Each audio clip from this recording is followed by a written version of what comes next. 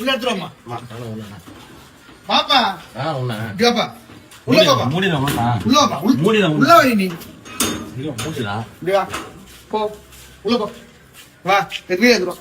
விஜய் ஆட்சிக்கே வந்தாலும் காலையில 6 மணிக்கு ஒயின் ஷாப்ப திறந்து சரக்கு விற்பாங்க இவங்க. முதல்வர் மேல தப்பு இல்லைங்க, இந்த ஒயின் ஷாப் நடத்துற மேலதான் தப்பு. நிக்காம நடந்துனே இருக்கும் பாருங்க. 6 மணி எத்தனை மணி ஆனாலும் சரி, காலையில யாரும் வேலை வெட்டிக்கு போகாம குடிக்க வைக்கிறதுல இங்க பாருங்க நபர்லாம் பாருங்க. காலையிலேயே உள்ள காலையில 6 மணிக்கு பாருங்க எல்லாத்தையும் தங்கச்சி என்ன எடுக்குதம்மா, நான் கொஞ்சம் கௌரவமா யார் ஆட்சிக்கு வந்தா கௌரவமா இருந்தா 6 மணிக்கு குடிக்க சொல்ற பாருங்க உட்காந்து. என்னப்பா நான் சொல்றேன், உடம்பு வேலை போச்சு. அவ்வளவு தைரியம் இல்லையா உங்களுக்கு? யார் என்ன செய்ய முடியும்னு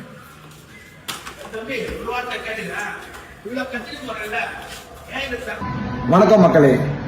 விஜய் அவர்கள் சிஎம் ஆனதுக்கு அப்புறமும் காலையில ஏன் விடிய விடிய பிளாக்ல ஒயின் ஷாப்ல சரக்குகள் வித்துக்கிட்டு தான் இருக்காங்க. அதை கண்ட்ரோல் பண்ண யாராலையும் முடியல.